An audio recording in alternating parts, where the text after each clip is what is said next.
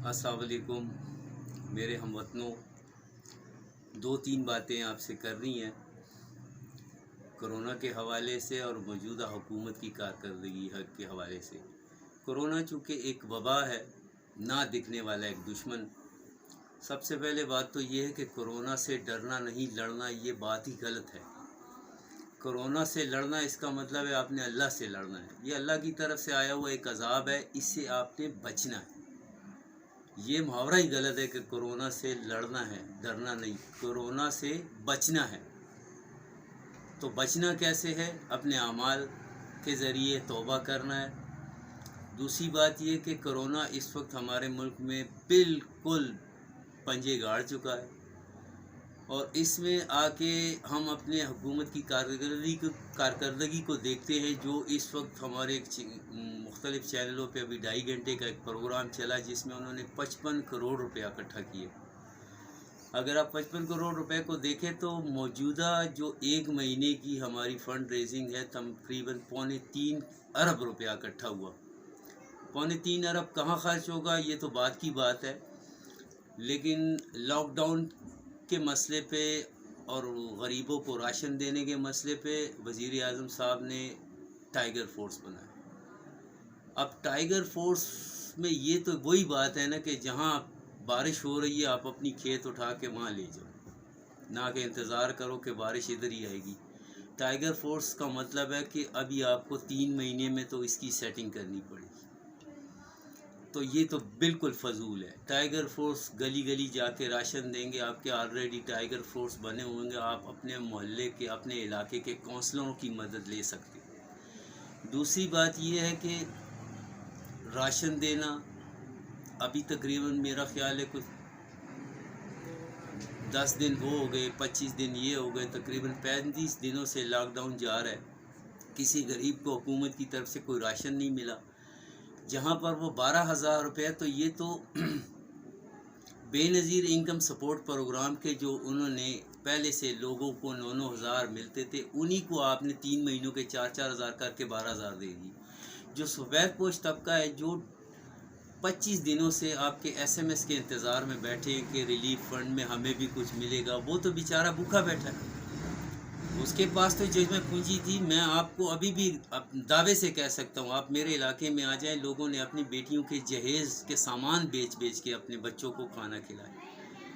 तो इमरान खान की ईमानदारी पे नो डाउट कोई शक नहीं है, इमरान खान की ईमानदारी पे कोई शक नहीं है, लेकिन इमरान खान को जो पॉलिसियाँ बना के दे रहे हैं, इमरान खान के दाएँ बाएँ जो लोग बैठे हुए हैं वो इन कामों में बहुत तजुर्बाकार है, उर्द पुर्द करने में बहुत तजुर्बाकार है, उनकी सलाह ना ले।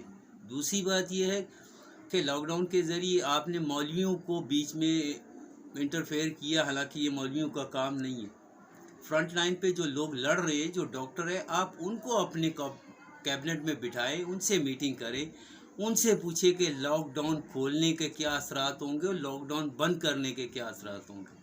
ये मौलवियों का काम नहीं है। मौलवी तो आपको कहेंगे कि जी मस्जिद खोल दो, क्योंकि मौलवियों को मस्जिदों में रमज़ान में काफ़ी आमदनी होती है, ये मौलवियों का काम नहीं है। मौलवी बार बार आके कहते हैं कि जी जहाँ पर वबा है तो आप सल्लल्लाहु अलैहि वसल्लम ने फरमाया कि वहाँ ना जाओ, अगर आप वो तो वहाँ से ना निकलो, तो ज़रूरत नहीं है।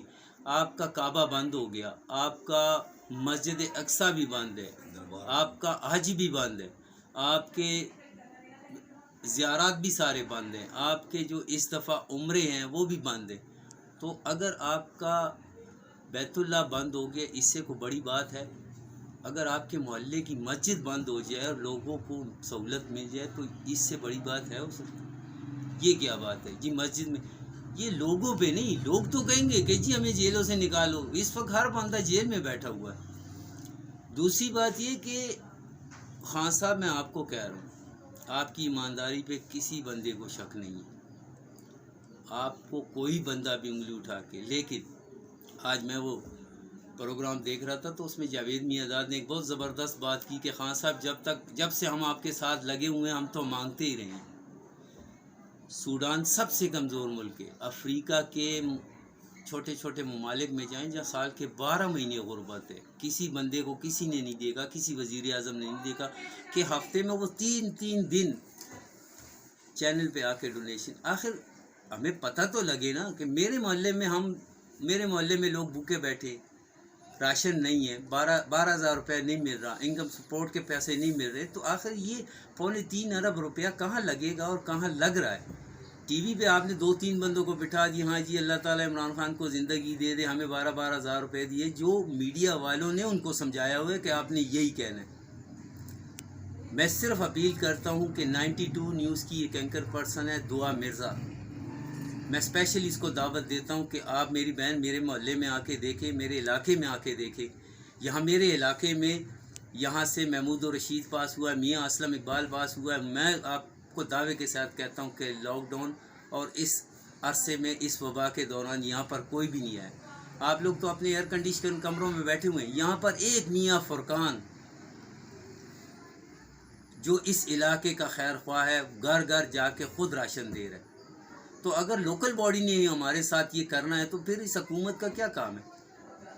मेरा ख्याल है अपोजिशन सही कह रही है कि पाकिस्तान में हुकूमत नाम की कोई चीज़ ही नहीं है।